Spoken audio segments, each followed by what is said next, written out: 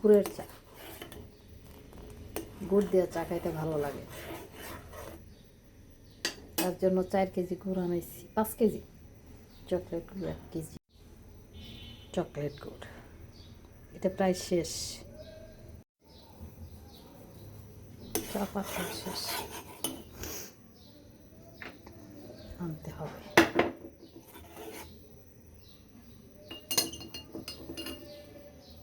কে কে চা খাবেন চলে আসেন। চা গরম, চা গরম, চা গরম। আর বেশি দিতাম না, তাহলে তিতা ছেড়ে দিতে পারে, খাবারটা নষ্ট করে দিতে পারে। অনেকগুলো দিয়েছি। ওকে ওকে।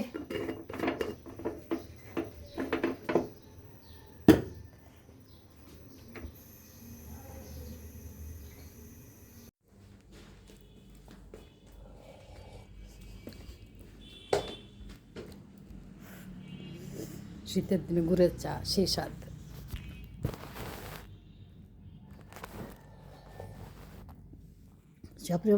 সব চার কালার